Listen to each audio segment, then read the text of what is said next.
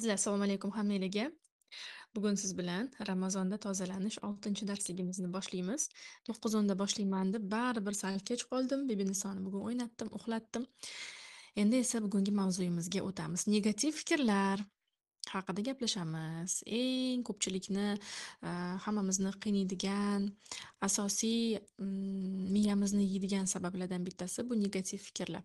Yopishqoq xayollar, kechasi bilan uyqu bermaydigan, tinchlik bermaydigan, kayfiyatimizni yaxshi bo'lishiga qo'y bermaydigan, eng salbiy emotsiyalarga sabab bo'ladigan, ko'pincha nafrat, alam, hasad, gina kabi tuyg'ularni uyg'otadigan bu negativ fikrlar bo'ladi. O'zi man hayotimizdagi jami dardlarni o'zagida negativ fikr degan bo'lardim. Nimagaki mana shu negativ fikrni o'zgartirish bilan biza muammolarga yechim topsak bo'ladi. Lekin ko'pincha biz mana shu negativ fikrlarni ichida qolishni tanlaymiz. Bugun judayam muhim mavzu. Zapis xudo xohlasa qoladi. Demak, sizlar bilan boshlaymiz bugungi mavzuni. Har doimgidek Muhim ayol Telegram kanalini Muhim Group kommentariysida siz bilan gaplashib turamiz. Sizni atvetlaringizni ko'rib turaman. Man hozir 6-dars deb yozaman va shuni tagiga siz izohlarni yozib borsangiz bo'ladi. Undan tashqari bugun harakat qilamiz. Xudo xohlasa oxirida sizni qiynayotgan savollarga javob beraman. Negaki o'ylab qoldim, bitta odamni konsultatsiya qilgandan ko'ra bir nechta insonni savoliga javob berganim menimcha foydaliroq bo'ladi. Ramazonda tozalanish bepul darsliklarimiz ko'proq insonga foydasi tegishi uchun yaqinlaringizga, tanishlaringizga albatta darsliklarni ulashib qo'ying. Siz ham savobidan bahramand bo'ling ilohim. Va biz ham mana shu taroveh namozi vaqtini savobini niyat qilgan holatda ushbu darsligimizni boshlaymiz. Siz ham albatta yaxshi niyat bilan eshitishni boshlang ilohim.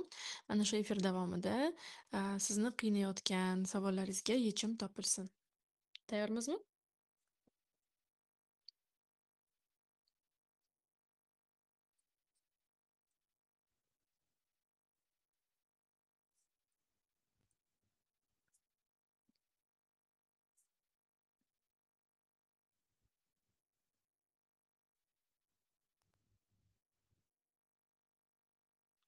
Xo'p, muhim ayol marafoni bo'yicha savol kelibdi. Bir sutka ichida adminlar sizni qo'shishligi kerak. Start bizada 15-mart kuni xudo xohlasa. Efirdagi o'quvchilarim albatta hali ham qo'shilish imkoniga ega. Bemalol yozib, o'z joyingizni band qilsangiz bo'ladi. Yaxshi, unda bugungi bepul darsimizni boshlaymiz. Boshqa mavzularga chalg'imaymiz qizlar. Demak, negativ fikrlar. O'zbekchasiga salbiy fikrlar. O'zi salbiy fikrlar nima va ular qanaqa qilib paydo bo'ladi? Shundan boshlasak. Birinchi o'rinda salbiy fikrlarni natijalari, hayotimizni qanaqa zaharlashini gaplashishdan oldin kelaylik bitta o'ylab ko'ramiz. 5-darsimizda ham bu haqida gaplashdik. Kimni esida salbiy fikrlar qanaqa qilib yuzaga keladi? Nima sabab bo'ladi salbiy fikrlarni yuzaga kelishiga? Qayerdan boshlanadi?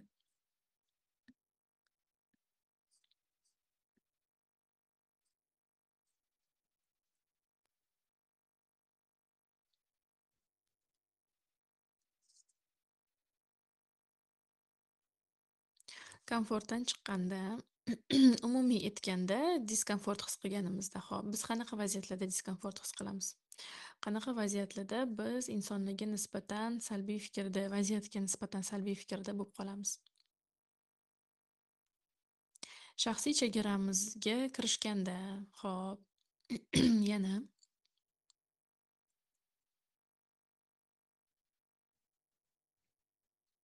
oddiy tilda aytganda bizga yoqmaydigan ish bo'lganda, to'g'rimi? Qanaqadir bizga yoqmaydigan gap gapirilsa, yoqmaydigan ish bo'lsa. Mhm. Mhm. Ovoz bor, menimcha o'zingiz nastroykangizga qarashingiz kerak.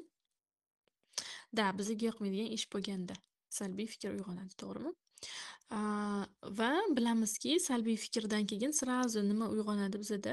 Keyin nima yuzaga keladi?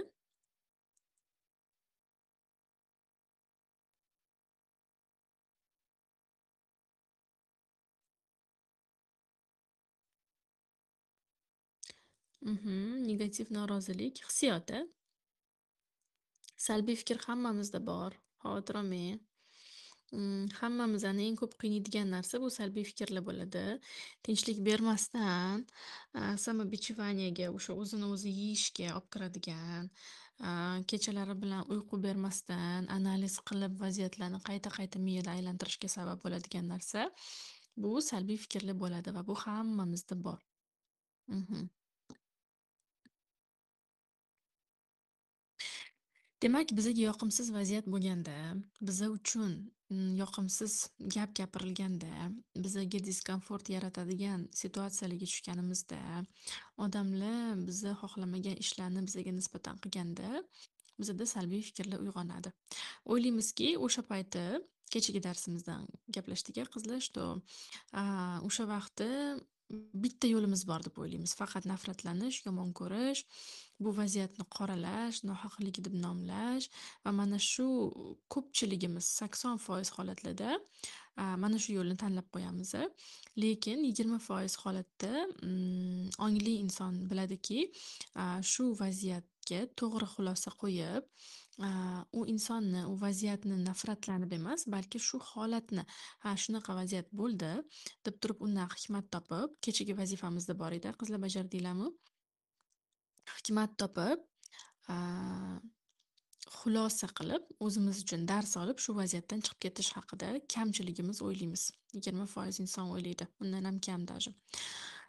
Aa, Endi kelinglar sizlar bilan gaplashaylik. Salbiy fikrlar nimalarga sabab bo'ladi?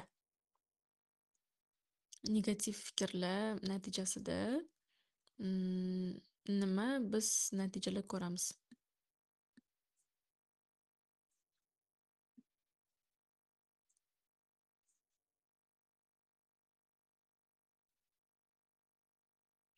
Kasalliklar, noto'g'ri qarorlar, depressiya, salbiy oqibatlar albatta o'zgartirsa bo'ladi. Oilaviy notinchlik hammamizga o'sha tanish-a, noshukrlik, yomon, gumon, молодцы, zo'r.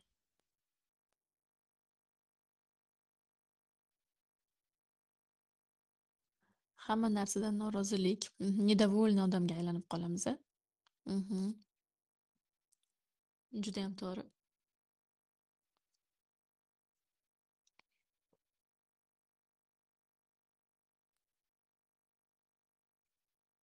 Asabiy bo'lib qolamiz. Sakinat yo'qoladi. Ichki disbalans bo'ladi. To'g'ri, judayam to'g'ri narsalar yozdingiz. Am, Demak, o'zgartirsa bo'ladi, Xudo xohlasa. Avvalambor tushunishimiz kerakki, birinchi o'rinda biz salbiy fikrlar uyg'onganda o'zimizni ayblashimiz kerak emas. Ya'ni man shunaqa yomonman, shunaqa insonlar haqida, vaziyatlar haqida faqat yomon o'ylayman, значит shunaqa yomon odam ekanman deb o'ylash kerak emas. Balkim birinchi o'rinda bu yerda genetika rol o'ynaydi. Ya'ni baribir qondan qonga o'tgan bo'ladi shunaqa fikrlash tizimi, tushunchalar va ikkinchidan xulq-atvor modeli, ya'ni biz yoshligimizdan kopировать qilib olgan bo'lamiz. Ajdodlarimizni, ota-onamizni, buvi-dodalarimizni ularni eshitib katta bo'lamiz-ku. Ularni fikrlash tushunchalarini, ularni dunyoqarashini kopировать qilib olamiz va shuni oqibatida qo'rquvlarimiz, ikkilanishimiz, ular bizga singdirgan xavotir natijasida biz ham shunaqa fikrlaydigan, shunaqa srazu hamma narsani negativ tarafini o'ylaydigan bo'lib qolamiz. Birinchi o'rinda o'zingizni ayblamaslik. Ya'ni man o'zimni ayblamayman. Ikkinchi qadam esa bu narsani o'zgartirishim mumkinligiga ishonib, endi o'zgartirish yo'lini qidiraman. Va keyingisi o'ylab ko'rdim, salbiy fikrlar nimalarga sabab bo'lishini, yaxshilikka olib kelmayapti. Hozir mana yozdinglar nimalarga sabab bo'layotganini. Ko'pincha 99% holatlarda bizani nimadandir asrash, qanaqadir himoya vositasi deb ba'zan o'ylab qolamiz. Umuman unaqa emas. Naоборот, bizani hayotimizdan jarlikka tortib olib tushib ketadigan fokus vнимание hali mavzularimiz bo'ladi. Xudo xohlasa tushuntiraman. Fokus vnimaniyani qayerga qaratsak, o'sha narsa ko'payishini oqibatida salbiyatni o'ylaverganingizdan salbiyat hayotingizda ko'payib borishiga olib keladi. Salbiy fikrlar oqibatida nima yuzaga kelardi qizlar? Negativ fikrdan keyin nima bizda uyg'onardi? Kecha gaplashdik. Yaxshilab o'zlashtirib olmizami darslarni man ko'ring?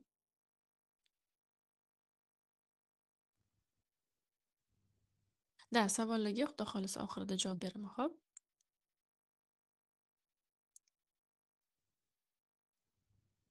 Da, u hammada har doim bo'ladi qizlar, faqat manda deb o'ylamang. Yomon gumon, yomon fikr hammamizda har kuni bo'ladi. Kimdir buni kontrol qilishni o'rganadi, regulirovka qiladi, kimdir esa unga tobe bo'lib, baxtsizlikda yashaydi. Qizlar, kechagi darsda kim bo'lmagan bo'lsa, zapislari bor, bemalol olib, hammasini eshitib chiqsanglar bo'ladi.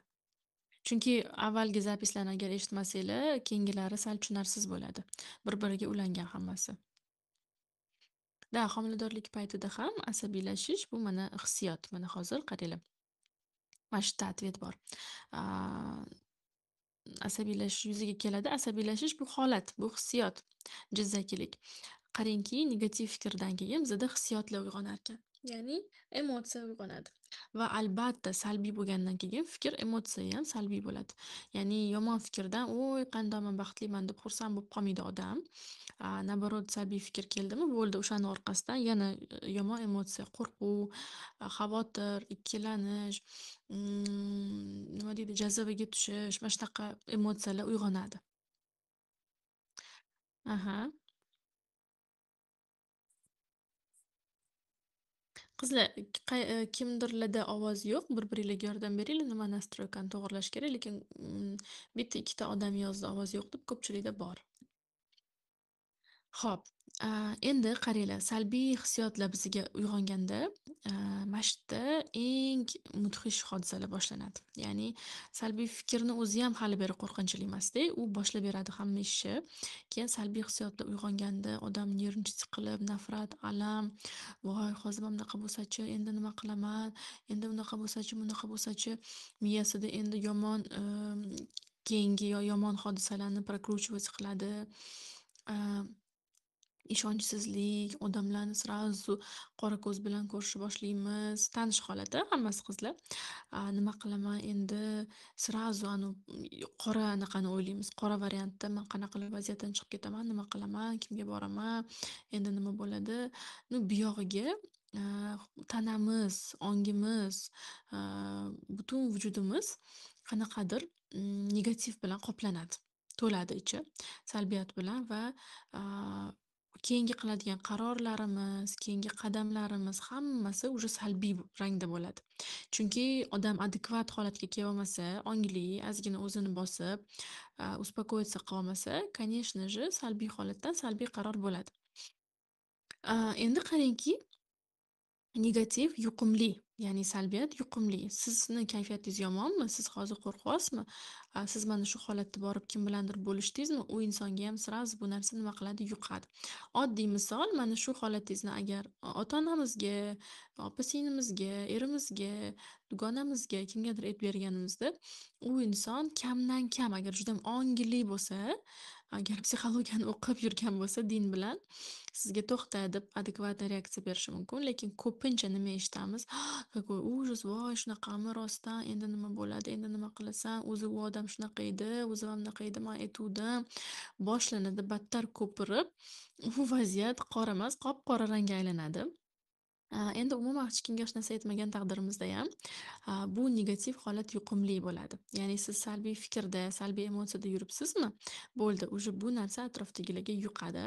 Man hali ichimdagi huzur kursida sizlarga tushuntirib beraman, Xudo xohlasa. Biz hammamiz xuddi Bluetooth Wi-Figa o'xshagan приёмо-передающее устройство hisoblanamiz. Hammamizning nerv sistemamizdan vibratsiyalar chiqib turadi va mana shu joyda qanaqa vibratsiya, salbiymi, ijobiymi, nima chiqishiga qarab atrofimizdagi insonlarga ta'sir qiladi va atrofingizga shunaqa insonlarni jalb qilasiz. Pozitivniy turgan insonga sizni negativingiz yuqadi. Siz atrofingizga odamlarni jalb qilsangiz, именно o'zingizni vibratsiyangizga xos negativniy odamlarni jalb qilasiz. Qarangki, bizada stress degan narsa bor. Kim biladi stress bu aslida nima? Man buni judayam ko'p his qilardim. Stress orqasidan bosh og'rig'i, migren, mm, внутренний черепное давление kabi kasalliklar kelib chiqadi va man o'zim psixosomatikasi bilan ishlaganman. Judayam ko'p mani ustozlarim bor, ular bilan konsultatsiya qilganman. Juda ko'p psixosomatika bo'yicha o'qiganman va oxiri topganman aslida dinimizga xos psixologik yechimi va buni ma'nosi, stressni ma'nosi nima ekanini topganman. Kim biladi stress nima?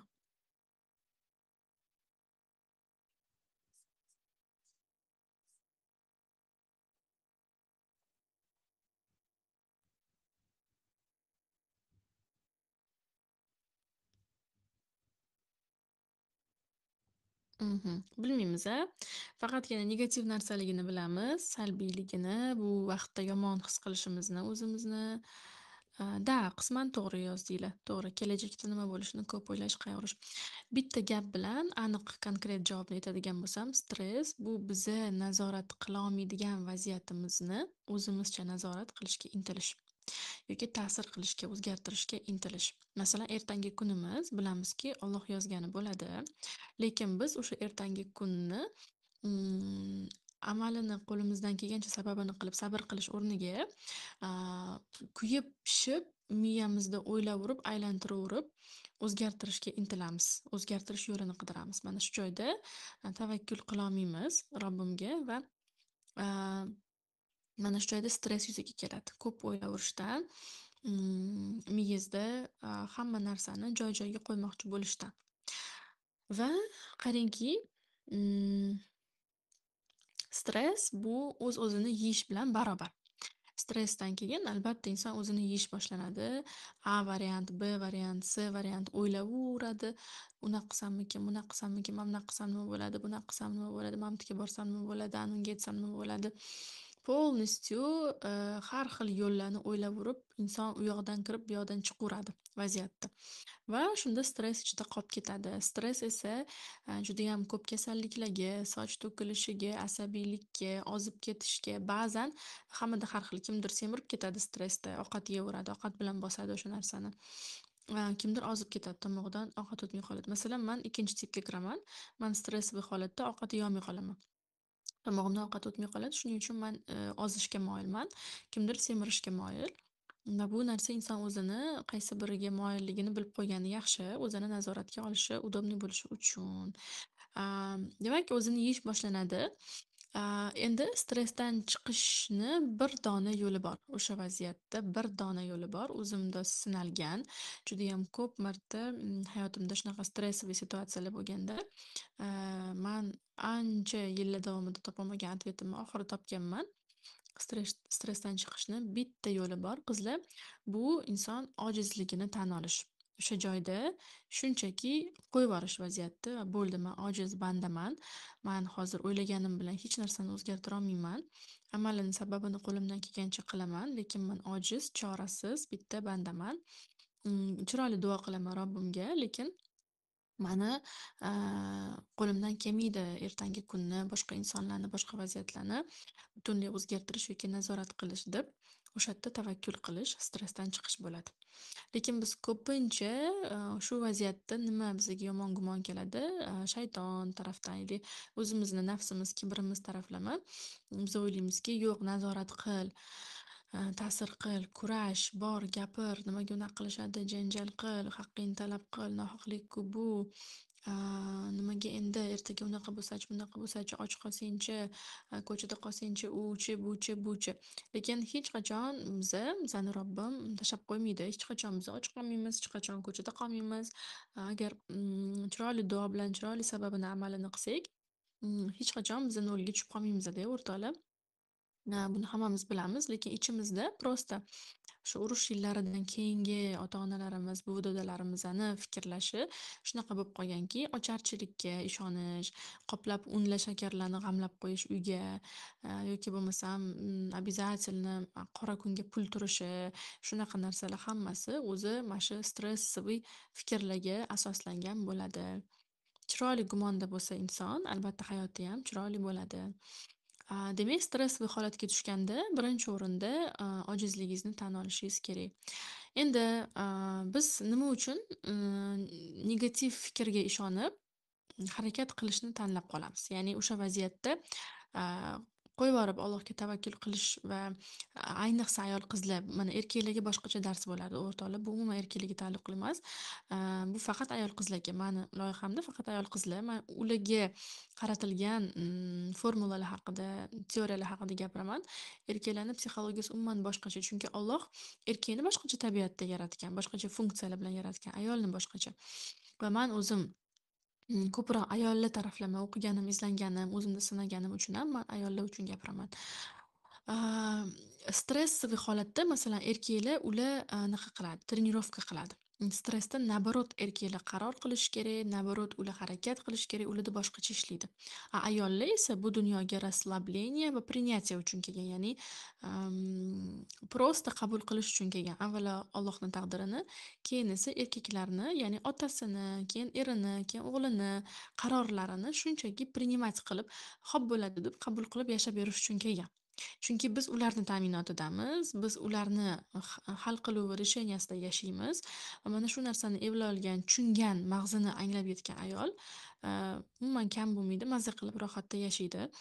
Lekin biz o'sha joyda xatolarimizdan biri o'sha решалоga aylanmoqchi bo'lamiz, hal qilmoqchi bo'lamiz. Harakat qilib o'zimcha o'zgartira oliyman taqdirni, hayotni degan narsaga ishonib qolamiz.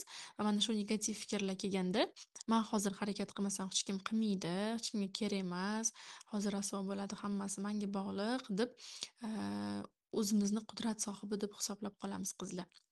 Lekin umuman bizayam emas qudrat sohibi, boshqa insonlar emas aslida Robbim va ana undan keyin esa hayotimizdagi erkaklar. Aslida ularga qo'yib berish kerak hamma narsani hal qilishni. Mana shu joyda aynan ayol qizlarni stressi eng ko'p erkaklarga ishonchsizlikdan, erkaklarga qo'yib bermaslikdan, erkak bo'lishga kelib chiqadi. Va negativ fikrlarni ko'piyam mana shu erkak va ayol ongi almashib qolishidan kelib chiqadi. Keyingisi fokus haqida man ko'p gapiraman. Fokus внимание. Ya'ni e'tiborimizni qaratadigan o'sha bizani fokusimiz. Bu judayam instrumentimiz, bizani мощный instrumentimiz. Nimani o'ylasak, insonni fikru xayolida, fokus вниманиясida nimalar bo'lsa, kimlar bo'lsa, qanaqa vaziyatlar bo'lsa, biz go'yoki xayolan o'sha holatlarni, o'sha vaziyatlarni energiya bilan to'yintirayotgan bo'lamiz va xuddi sizdan boshingizdan uzun shlanka chiqib, o'sha holatda, o'sha vaziyatga energiya buloq suvi quyib turgandek bo'ladida. Va mana shu fokusimizni biz negativga qaratganimizda, salbiy fikrga, o'sha salbiy fikrlar kuchayib, kattalashib, hayotimizda rostdan ham katta o'ringa ega bo'lishni boshlaydi. Agar o'sha yerda kechagi darsimizga ko'ra biza to'g'ri xulosa, to'g'ri interpretatsiya qilib, vaziyatni va fokus вниманиemizni burib, ijobiyatga qaratadigan bo'lsak, o'sha salbiyat tobora yo'qolib, o'rnini faqat pozitiv almashadigan bo'ladi. Lekin bu oson, bir kunlik, bir oylik narsa deb o'ylamanglar. Chunki mana siz 20 yil, 30 yil salbiy fikrga monand bo'lib o'stirilgan bo'lsangiz, albatta buni o'zgartirish va ijobiyga nastroyka qilish ham ko'proq vaqt talab qilinadi. Lekin ongli qilayotganimiz uchun bu ancha unaqa ko'p yil olmaydi, tezroq bo'ladi. Bir necha oyda trenirovka qilib olish mumkin bo'ladi. Lekin harakat qilish kerak, tashlab qo'yish kerak emas. Ota-ona, ajdodlarni shablonida emas, o'zimizni shablonda yashashni Xudo xohlasa sizlar bilan ichimdagi huzur kursida aprelda gaplashamiz. Demak, negativ fikr qanaqa qilib amallarimizni niyatini qoralaydi qizlar. Man kim agar oilada o'sha turmushgacha fest seminarimda qatnashgan bo'lsa, bitta formulani bo'lishganman. Kimdir anglagan, kimdir uchun murakkablik qilgan. Bu judayam kuchli formula. Amallarimizni ortidagi niyat muhim deyiladi dinimizda. Xuddi shu narsa psixologiyada, genetikada ham bor, mental genetikada ham bor. Nauchniy buni osnovasi bor, ya'ni qanaqa qilib har bitta siz qilayotgan amalingiz Masalan, ovqat qilyapsiz, o'sha ovqatni orqasida niyat bog'langan bo'ladi. Har doim u niyat fikr ko'rinishida, fikr va hissiyot bilan aralashma bo'ladi. Masalan, ovqat qilyapsizda и shoshib qilyapsiz balkim, shoshib qilyapsiz, hozir tez pishishi kerak iftorgacha. Voy, man hozir idealniy ovqat qilishim kerak, zo'r bo'lishi kerak. Shuni yeb, mani yomonlashmasligi kerak. Masalan, kelinmi endi mayli qizlarmidi, urush bermasligi kerak. Hozir agar man shuni tuzini pastroq qilib qo'ysam, mani urush berishlari mumkin degan fikr va niyatni biza bog'layapmiz ovqatga. Endi ovqatingiz idealniy bo'lib pishsa ham, o'shani borib suzganingizdan keyin rostdan ham shuni orqasidan siz salbiy fikr eshitasiz. Chunki nimaga? Sizni amalingizni orqasidagi niyat shu salbiy fikrni eshitmaslik bo'ldi. Ya'ni niyat qora bo'ldi. Tushunyapsizmi? Oq emas. Endi ba'zi ayol qizlarimiz bor, zo'r ovqat qilishni bilmaydi.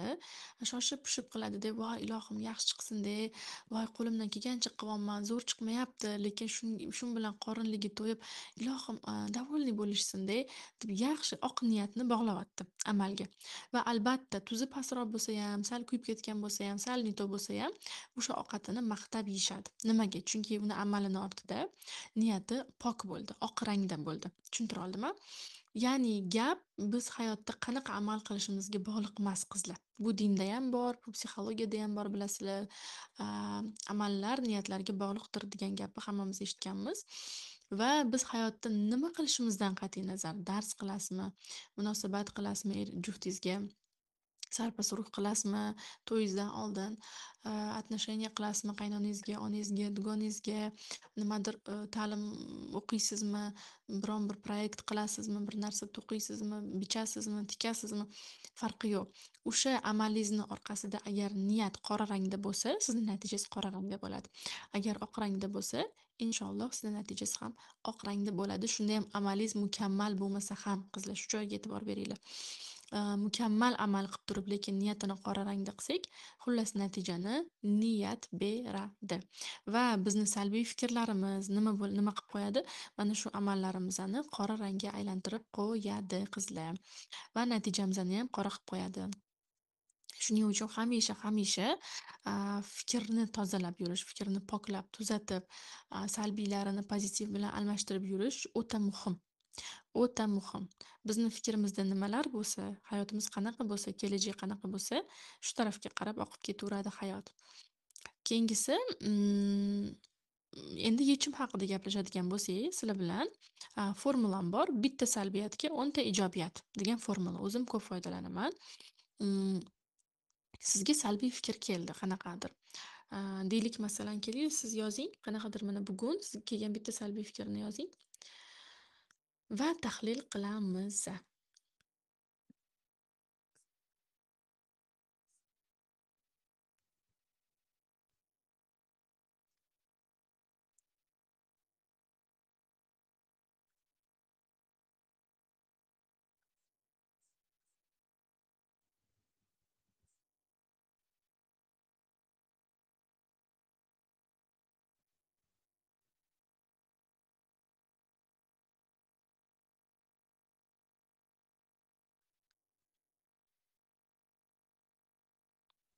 Chiroyli fikrlarniyam o'qiyapman. Rahmat qizlar. Shunaqa ko'nglim ko'tarildi. Rahmat kattakon.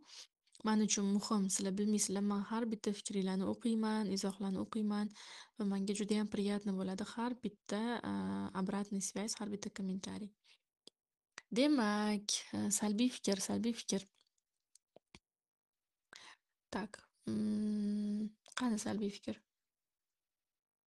Konkretroq kerak-da, mana ichim tor bo'lib ketyapti. Ya'ni siqilyapman deyishim bu juda ham umumiy fikr. Bu hissiyot. Nima uchun bunaqa bo'ldi hayotim deyishim bu anaqa konkretikaga yetishmayapti. Aynan kerak. Nima fikr? Вот именно konkret fikrni yozinglar.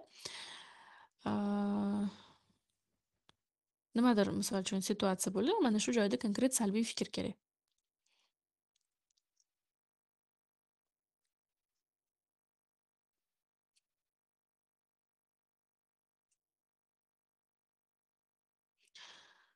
Так.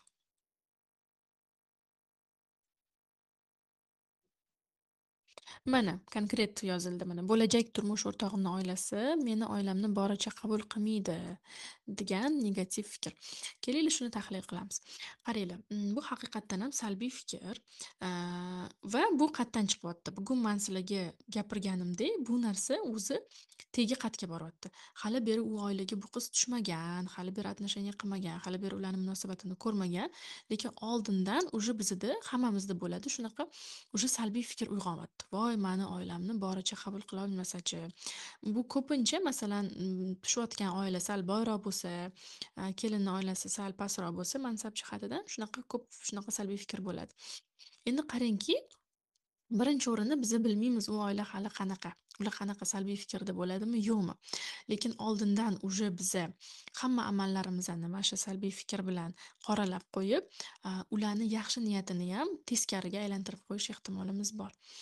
Ya'ni, qarangki, bu fikr qayerdan paydo bo'lyapti? Balkim bu sizni dodingiz bilan buvingizni hayotidan yoki otangiz bilan onangizni hayotidan yoki ko'pincha onalarimizni o'z qaynonasi bilan hayotidan biz kopировать qilamizda. Voy, mani ham hayotimda shunaqa bo'lsachi. Или amma xolamiz, opa-singlimiz, o'rtoqlarimiz. Eng yomonichi qizlar, televizordagi seriallar. Ko'rmanglar o'sha narsalarni. Hammasi drama, hammasi anaqa полностью miyaga negativ shablon kiritadigan narsa. Вот necha yillardir man уже voz kechganman. Kino, film, serial shunaqa narsalardan.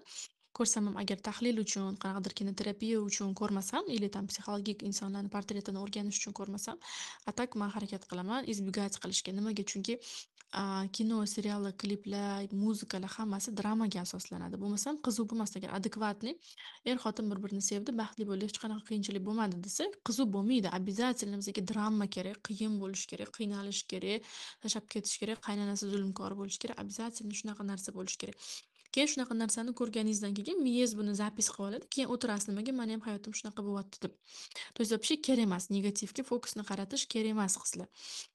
Demak, bizaga mana shu sourcelardan, ya'ni shu manbalardan miyamizga keldi. Shu shablon, вот mani oilamni kelajak oilam qabul qilmasachi.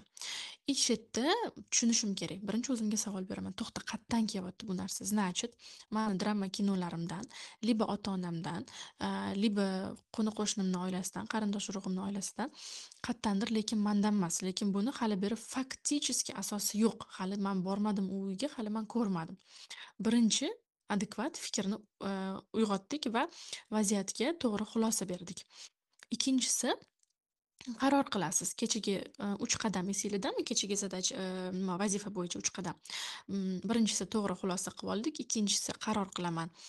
Mana shu salbiy fikrga quloq solib ketamanmi yokida o'zgartiramanmi uni? O'zgartiraman, a? Xo'p, endi uchinchisi, man bitta salbiyatga 10 ta ijobiyat topaman. Давайте hozir sizlar bilan mana shu narsani birga amalga oshiramiz. Manga 10 ta ijobiy fikr yozinglar. Mana shu situatsiyada o'zimni o'zim miyamdagi salbiyatni bosishga. Demak, savol. Bitta salbiy fikr. Mani oilamni bo'lajak kelinlik oilam to'g'ri qabul qilmasachi. Endi shuni bosishga bizga 10 ta ijobiy, adekvat fikr kerak. Boshladik.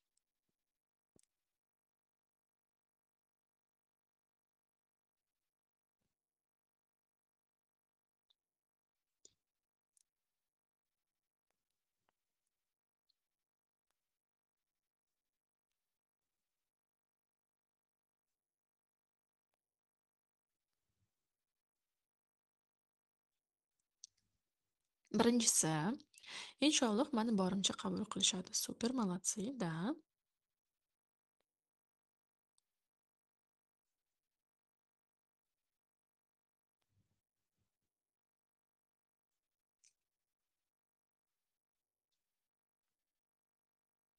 Men kelin bo'lgan oiladagi insonlar hammasi yaxshi bo'lishadi.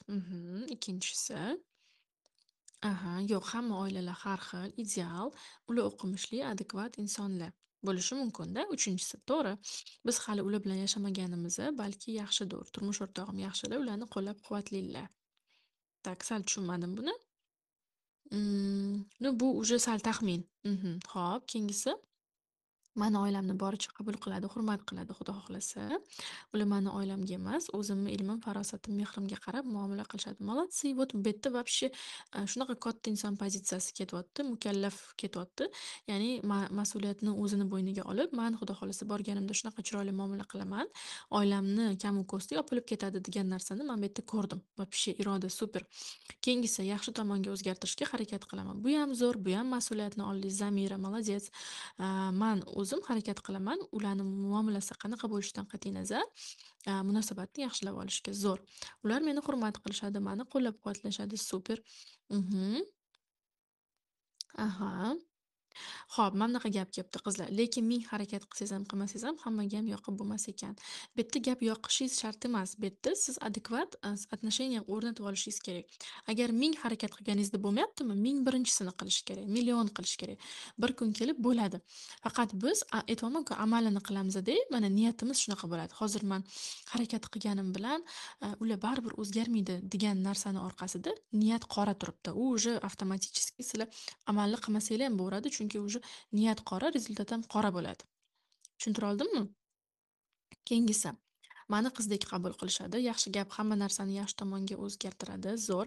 Inshaalloh mani turmush o'rtog'im mani qo'llab-quvvatlaydilar. Yangi oilam, ota-onam zo'r insonlar bo'lishadi. Ilm olishim uchun, ibodatlarimni ado etishim uchun imkon yaratib berishadi inshaalloh. Zo'r. Inshaalloh mani o'zimni oilam, ota-ona jigarlarim va qaynotam, erimni jigarlari yaxshi, tinch, sog'lom bo'lishadi. Farzandli bo'lib, biz ham xo'jayinim ish yaxshi bo'lib chiroyli yashaymiz. Молодцы! Уже his qilyapsizlarmi mana shu narsalarni yozayotganda pozitiv vibratsiyalar uyg'onishni boshlaydi insonda. Da? Zo'r gap bo'lishi mumkin emas. Bitta savol bersam, уже nechta ответ keldi. Молодцы qizlar. Judayam aktivsizlar. Keyingi punkt. Tushundik-a? Bitta salbiyatni 10 ta ijobiyat bilan yopishni qizlar. 21 kunda insonni barcha neyronlari yangilanadi va nima uchun hamma transformatsion davrlar 21 kun kamida belgilanadi. Siz 21 kun mana shu narsani sinab yursangiz, kun davomida sizga salbiy fikr keldi, uni 10 ta ijobiyat bilan yopib yursangiz, boshida 10 kun, 20 kun qiyin bo'ladi, уже undan keyin 21 kundan keyin avtomatiklashishni boshlaydi. Keyinchalik уже неосознанно, ya'ni ongsiz ravishda sizni miyangiz filtr qilib, salbiyatni ijobiyat bilan yopib, urib chiqaraveradi. Уже xuddi mana sport boshida masalan, kim fitnes bilan, тяжелый fitnes bilan menga o'xshab shug'ullangan bo'lsa, boshida 1 kilogramm, 3 kilogramm ves bilan ishlaysiz, keyin 10 kilogrammni, 15 kilogrammni ham bemalol ko'tarib prisedaniyalarni qilasiz. Xuddi shunga o'xshab miya ham qancha trenirovka qilgani sari o'shancha u psixologik veslarni ko'tarishga pishib ketadi. Demak, keyingisi, shunaqa holatlar bo'ladi. Rostdan ham biza qanchalik ijobiyat bilan yopaveramiz, lekin nimagadir vaziyat o'zgarmaydi, inson o'zgarmaydi. O'sha yerda demak qizlar, biza salbiyatni hikmatini topishimiz kerak. Kecha biz har bitta situatsiyani hikmatini topish haqida gaplashdik. Bugun yana bir marta tushuntiraman. Biz o'zgartira olmayotgan vaziyatlar, o'zgartira olmayotgan insonlar va ularning munosabatlarini orqasida bizani sinovimiz bo'ladi. Sinovimiz qaysi ma'noda? Birinchi darslikda men sinovni tushuntirgandim. Aslida jazo emas, balkim tarbiyalov, bizani o'zgartirish uchun kelgan vaziyat, masala ekanini. Va masalani yechish uchun uni javobini topishingiz kerak. Javobi esa hikmat. Hikmat nima? Hikmat bizani foydamizga kelayotgan qanaqadir rezultat va u rezultatni aniqlab darsini anglashimiz kerak. Endi shunaqa holat bo'lyapti, siz harakat qilyapsiz, amalini qilyapsiz, niyatini to'g'rilayapsiz, salbiyatni ijobiyat bilan o'zgartiryapsiz, lekin nimagadir vaziyat ham inson ham o'zgarmayapti. Demak, siz o'sha yerda sizni o'zgartirishga kelgan darsni topishingiz kerak. To'xta, bu inson meni nimamni o'zgartirishi kerak. Men bu insonga qarab nimamni tarbiyalab olishim kerak. Meni qaysi holatimni Allohim o'zgartirishimni xohlayapti va kutyaptiki, keyin vaziyatimni o'zgartiradi. Bilamiz, shunaqa oyat ham bor. Meni eng sevimli oyatlarimdan bittasi. O'zimiz o'zgarmaguncha vaziyatimiz o'zgarmaydi, xullas. Qisqa ma'nosi. Demak, mana shunaqa o'zgartira olmayotgan vaziyatlarimizda biz hikmat topish orqali vaziyatdan juda ham tez chiqib ketishimiz mumkin. Endi qizlar, oxirgi punktimiz juda ham интересный punkt. Bu yerda hozir sizlar bilan birga ishlaymiz. Negativniy, slovesniy va мыслительный patterni bor. Ya'ni so'z va fikr patternlari. Biz doimiy ravishda nutqimizda qo'llab yuradigan so'z patternlar, salbiylari именно и miyamizda. Kelinglar birinchi so'zdan boshlaymiz. Sizni kun davomida qanaqangi ko'p ishlatadigan, o'zingiz xohlab xohlamasdan уже avtomatik bo'lib qolgan salbiy so'z patternlaringiz, gap patternlari bor. Yozamiz. Bo'ladi. Hammamizda masalan eng aktuallari pulim yo'q, charchadim yoki yana nima bo'ladi ko'pchilikda именно ma'noliylari. Qanaqalari esimizda, qanaqalarini topamiz o'zimizdan. Manda deyarli yo'q qizlar, man juda ko'p vaqtdan beri ishlayman. Mm, Shuning uchun harakat qilaman. Manda уже словесный patternlar ancha yo'q bo'lib ketgan. Мыслительныйлari bor, chunki u murakkabroq uni yo'q qilish. Fikr patternlari bor hali. Jonimga tegdi hammasi. Aha, zo'r. Boshim og'riyapti, qiynalib ketdim. Vaqt yetmayapti. Da, ulgurmayapman, vaqt yetmayapti. Shu menda ham bor ekan. Jonimga tegdi. Nega unaqa bo'lyapti, nimaga o'xshamayapti? Aha, charchadim, ulgurmayapman, vaqtim yetmayapti. Deyarli bir xil ekan hammaniki. Yana energiyam yo'q, uflash. Ну да, buni ma'nosi yo'q lekin. Dangasaman. Pul yo'q. Da, aktual. Noshukrlik manda bo'lsa kerak. Hammamizda bor qizlar, o'zimizni koymaymiz. Barakamiz yo'q. Charchadim, jonimga tegdi. Почти hammada bir xil ekan. Ko'rasizlarmi? Уже bitta tushunsangiz bo'ladiki, bitta siz unaqa emassiz. Hammamiz nima deydi? Ota-onalarimiz, ajdodlarimizdan kelayotgan informatsion potoklar natijasida bir xil hududda, bir xil mentalitetda yashayotganimiz natijasida hammamizni fikrlashimiz o'xshash. Da. Вот, endi qaranglar. Endi e'tibor bering. Mana shu sizni ko'p qaytaradigan словесный patterningiz rostdan ham hayotingizda faqat shu narsani ko'paytiraveradi. Vaqtim yetmayapti deyapsiz, vaqtingiz ko'payib qolmaydi, naоборот kamayib ketaveradi. Charchadim deysiz, energiyangiz ko'paymaydi, naоборот kamayib ketaveradi. A, Da, вот erim pul bermanglar deyapsiz. Eringiz berib qolmaydilar pul bu gapdan keyin наоборот battar bo'laveradi. Ya'ni bizni so'zimiz ham duoda qizlar. Bizni so'zimiz ham duo. Bizni so'zimiz ham, fikrimiz ham bu Allohim haqida qanaqa gumonda bo'layotganimizni bildirib turadi. Va siz faqat negativ so'z gapirganingizdan keyin albatta shu narsa ko'payadi. Endi bundan kuchlirog'i bu мыслительный patternni, ya'ni fikr patternlari. Bularni yana ichimdagi huzur kursida xudo xolasa man sizlarga nauchniy tushuntirib beraman, qanaqa ishlashini, qanaqa qilib hayotimizga shunaqa situatsiyalarni jalb qilishini, qanaqa qilib ko'payishini shunaqa holatlar. Biz miyamizda o'ylayotgan negativ fikrlar ham xuddi shunaqa hayotimizga o'sha o'ylayotgan salbiyatni ko'paytirib, chaqirib, olib kirib, 2 karra, 3 karra bolalatib tashlayveradi. Tushuntira oldimmi? Bugun mana shu patternlar bilan ishlashimiz kerak. Demak, men hozir ozgina savollarga javob beraman. Keyin vazifa beraman qizlar bugungi. Savollar umumiy, hamma bu temada ham bo'lishi mumkin. Faqat qisqaroq, istoriya yozmanglar uzun, chunki vaqt yetmay qoladi. U o'qimay o'tkazib yuborishim mumkin. Qisqa shu bitta ikkita gapga sig'dirib masalani konkret izoh qilsanglar, xudo xolasa harakat qilaman tez ko'pchilikka srazu yo'nalish berib ketishga.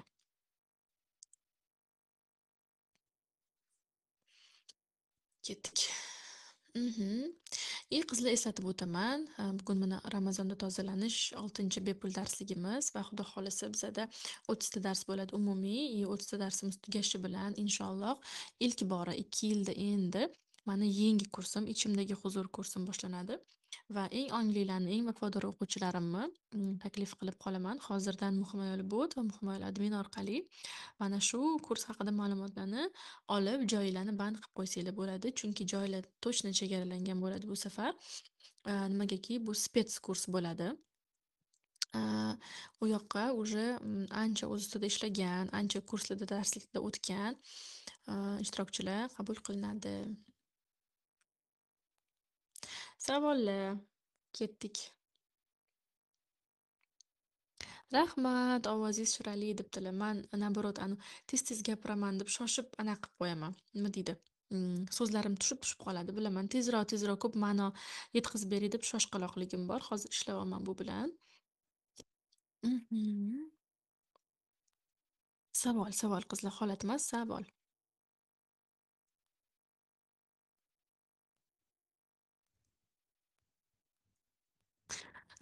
Demak, o'zgarmas ekan, shu hayot shunaqa qolarkan, ya'ni salbiy tomonga deb ko'p o'ylab qolaman. Xuddi neytral qolib ketaman demoqchisizda, hayot atrofimdagi insonlarga nisbatan erimga to'g'rirog'i. Xo'p, mana bugun shu haqda gaplashdik, qarang. Balkim siz amalini qilarsiz, a, nimadir yaxshi munosabat qilaman deb o'ylarsiz, lekin orqasida baribir o'zgarmaydi, baribir u menga bog'liq emas, baribir ular shunaqa odam degan niyat, fikr turgandan keyin qanaqasiga yaxshi rezultat bo'lishi mumkin? Siz amalniyam, niyatniyam, fikrniyam pozitivga o'girib, uchalasini barobar kompleksniy qilishingiz kerak. Mhm. Vizualizatsiyani realizatsiyaga aylantirish haqida gapiring. Vizualizatsiya bu duo, bu kartinalar ko'rinishidagi duo. Ya'ni miyamizda yoki qanaqadir rasmlar, rasm chizishdan foydalangan holatda inson nima xohlayotganini konkret tasvirlarga keltirishi va shuni har kuni miyasida aylantirishi ko'z oldida. Bu ishlaydi qizlar, bilasizlar. Hamma narsani o'ylashni kamaytirish uchun nima qilish kerak? Filtr qilish kerak, tartibga solish kerak. Nimalar men uchun muhim, nimalar muhim emas. Nimalarni o'ylasam rostdan ham o'zgaradi, nimalarni o'ylaganim bilan faqat stressga tushib, hech narsani o'zgartira olmay o'tiraman. Tartibga keltirish kerak fikrlarni. Xuddi garderobni kerak-keraksiz buyumdan tozalaganingiz kabi, miyadagi fikrlarni va kerakli temalaringizni ham tartibga keltiring. Keyingisi. Bitta negativga 10 ta ijobiy yozib, o'zimni to'g'irlay olamanmi? Agar bunaqa ikkilansangiz, to'g'irlolmaysiz. Ikkilanmasdan inshaalloh man qila oliyman, o'zgartira oliyman, a, degan niyat bilan boshlasangiz, bu amalingiz yaxshi natija beradi, Xudo xohlasa. Baraka haqida aytib o'ting, iltimos. Baraka saxiy insonlarga beriladi va baraka ochiqlikda, sirkulyatsiyada. Baraka faqat kirib, kirim bo'lib, yig'ib bosib o'tiradigan insonda bo'lmaydi. Balkim kirdimi, chiqishi kerak o'sha narsa, aylanib turishi kerak. Xuddi havo aylanib turgandaki, agar kirsa kislotность paydo bo'ladi, kiradi, bug'lanib o'sha yerda a, achib qoladi o'sha havo, bilamiz, anaqa bo'lib qoladi, kislotный sreda bo'lib qoladi. Agarda u almashtirib tursangiz, havoni toza havoga aylanib tursa, yana chiqadi, yangisi kiradi, eskisi chiqadi, yangisi kiradi. Shunaqa sirkulyatsiyaga qo'yib berish kerak. Qanaqa qilib? O'zingiz uchun xaridlar qilib, ehson qilib, ota-onaga yordam berib, insonlarga yordam berib, chiroyli xohlagan narsalaringizni olib, albatta pul chiqqan joydan yana keladi, qizlar. Ichki qo'rquvdan qanday qutulsa bo'ladi? Bu endi individualni ko'rish kerak. Konsultatsiyalarimga yozilsanglar bo'ladi. Imенно nima qo'rquvligini bilishim kerakman. Sport haqida ham o'zining tajribasi bilan bo'lishing, uzr, mavzudan tashqari. Nimaga endi mavzu haqida? Bu ham zo'r, молодцы. Sport bu dinimizda ham bor. Bu jismoniy tarbiya insonni fikrlash tizimiga, ruhiyatiga eng katta ijobiy ta'sir ko'rsatadigan narsa. Xususan o'zim siloviy fitness bilan shug'ullanardim. Farzand dunyoga keltirganimdan keyin ancha qolib ketdi. Endi xudo xohlasa возобновить qilyapman u narsani. Keyin raqs bo'lishi mumkin, yoga bo'lishi mumkin. Kim nima natijani qo'ygan. Kimdir masalan forma qomat qilmoqchimi? Bu siloviy fitness. Agar jozibami? Bu arabskiy masalan strip dance'lar. Kim masalan xotirjamlikka erishmoqchimi? Yoga. То есть maqsadga qarab tanlash kerak. Так. So'zlarni yaxshi qilsak, lekin shunaqa vaziyat, yomon holatlarda qanaqa qilib so'zlarimizni o'zgartirsak bo'ladi? Xuddi shunaqa ijobiyat bilan qanaqa o'zgartirgan bo'lsak, so'zlarni ham pulim yo'q deyaverasizmi? Hozir pulim yo'q demaysizda, hozir xarid qilishga xohishim yo'q deysiz. Tushundingiz? O'zgartirasiz. Yoki vaqtim yo'q, ulgurmayapman deysizmi? Aytasiz. Bugun men eng muhim vazifalarni qildim. Inshaalloh qolganiga ertaga ulgurmay, ertaga vaqtim bo'ladi deysiz. Ya'ni yo'q narsani bor deb o'zimizga qayta-qayta aytaveramiz. Energiyamiz yo'qmi? Charchyapmizmi? Yo'q, men quvvatimni Alloh barakali qilib beryapti. Mana yana kuch-quvvatga to'lyapman. Hozir 5 minut dam olaman, yana energiyam 100 bo'ladi. Menda hammasi zo'r deb yuramiz. Madina opa, o'zimga ishonchim yo'q, olg'a intila olmayman, doim qo'rquv bilan yuraman, asabiy bo'lib qolganman, oilaliman. Bitta maqsadlarni ko'rib chiqish kerak, bitta. Qanaqa maqsadlaringiz bor, kerakmi ular sizga? Keyin birinchi yoki ikkinchi darsda gapirganman qizlar ichki tayanch haqida. Ichki stержень, внутренний стержень kerak. Nimaga tayangan u? Ota-onagami, dingami, Allohgami, pulgami, qayerga tayangan?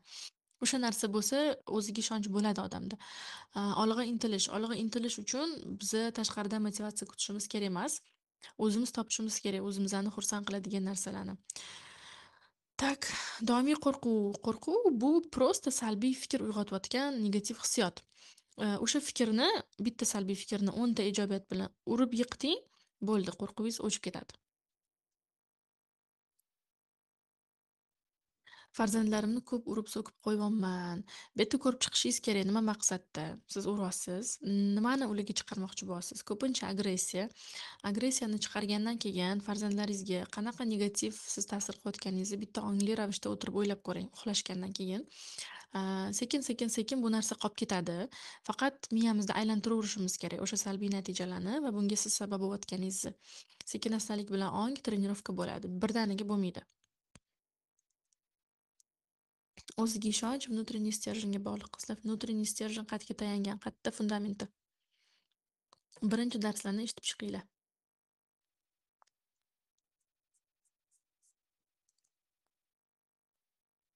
Ko'pchilik mana o'ziga ishonch bo'yicha gapirgan qizlar. O'ziga ishonch o'shanda aytdim. Adashmasam birinchi darsda edi. Hayotga o'ziga bo'lgan norozilikni mashi bo'yicha именно вот qizlar hayotdan norozilik bo'yicha man вот aniq sizlarni ichimdagi huzur kursimga taklif qilgan bo'lardim. O'sha yerda inshaalloh o'zgaradi. Nimaga? Chunki biz shukronalik bilan ishlaymiz. Eng katta noshukurlikni, norozilikni sindiradigan narsa bu shukur. Bu minnatdorlik, hayotdan rozilik, hayotdan, o'zimizdan, taqdirdan, atrofdagi insonlardan, bugungi kundan rozilik, shukur, minnatdorlik vibratsiyasi prosta sizlarni boshqa уровеньga olib chiqib ketadi.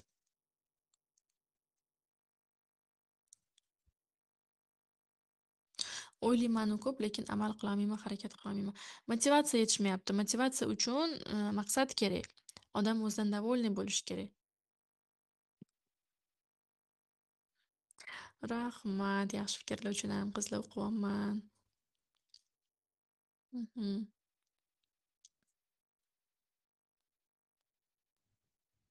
O'zida yo'q narsani shukrona tarzda yozib, orzularni amalga oshirish mumkinmi? Mumkin.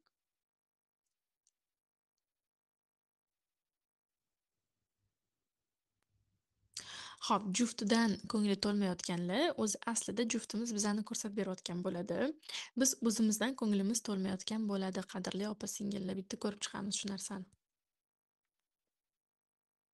Mhm. Yana bitta savolga javob beraman. Уже 12 ham bo'lib qopti. Tak, bitta savol. Kimniki keyingisi? Qaysi omadli opa-singlimizniki? Rahmat, rahmat. Sizlarga ham rahmat. Duo qilsanglar bo'ldi. Tak. Turmushga chiqish, ish topish, sog'liq qaysi birini ayting? 3 ta narsa baravar yozibsiz.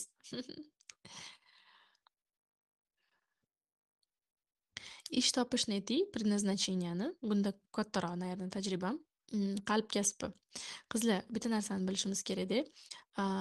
O'tirib kutsak, mani o'rnim qayerda ekan deb, o'sha bitta o'rinda qolib ketaverasiz. O'rningizni topish uchun albatta turli o'rinlarda o'zini sinab ko'rish kerak. Bu yerda xato qilishdan qo'rquv bizga katta xalaqit beradi. Lekin xato qilishdan qo'rqqan inson tajriba ololmaydi. Tajriba yig'magan inson muvaffaqiyatga erisha olmaydi. Qalb kasbini turli joyda sinab ko'rib, o'sha muhitga tushib ko'rib bilishimiz mumkin. Bilasizlar, o'zim yurisprudensiya bo'yicha, biznes bo'yicha, televideniye, aktrisalik qanaqa sohalarda sinab ko'rmaganman. Даже переводчик sohasida ham sinab ko'rganman. Va man qidirganman o'sha hissiyotni. O'zimni в своей тарелке his qiladigan hissiyotni. Hamma joyda agar proval bo'ladimi, omad bo'ladimi, это не важно. Важно siz o'zingizni qanaqa his qilishingizni bilib olish. Ana o'sha joyda o'zingizni не то his qilyapsizmi, qidiravurasiz. O'zi naучный исследованияларga va mental genetikaga ko'ra inson taxminan 10 tacha sohada o'zini sinab ko'radi. va 11-si o'ziniki bo'lib chiqadi. Chunki bizaga orttirilgan ota-onamizni orzusi, doda-buvimizni orzusi, voy man navaram doktor bo'lishni xohlayman, endi o'sha yerga kiradi yoki bo'lmasam kimdir kelib, voy mana bu kasbda pul ko'p ekan, o'sha yerga bor degan orttirilgan, singdirilgan xohishlar bo'ladi. Aynan o'zingiznikini topish uchun siz sinab ko'rishingiz kerak. Обязательно. Qizlar, bugun ulgurganimcha javob berdim. Inshaalloh ertaga harakat qilamiz vaqtliroq boshlab yanayam ko'pchilikni savoliga javob berishga. Ertangi darsimizni mavzusini sizlarga aytsam, qizlar yana bitta shikarniy mavzu.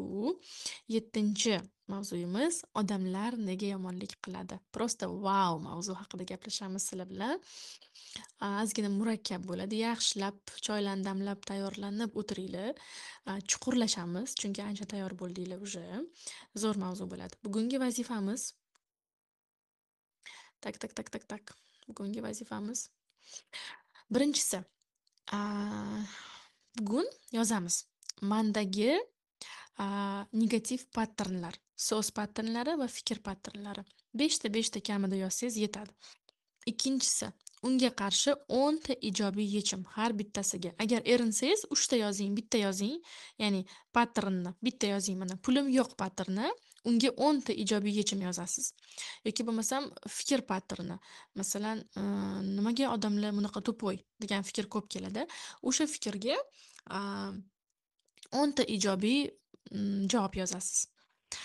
Sizlar bilan ertangi darsda ko'rishguncha ichimdagi huzur kursidan o'z joyingizni egallab qo'ying, chunki man aynan o'zimni eng vafodor mana shu efirlarimdagi o'quvchilarimni kutaman. Sizlar bilan yaqindan yaxshilab shug'ullanishni xohlayman. Xayrli tun, charchamanglar.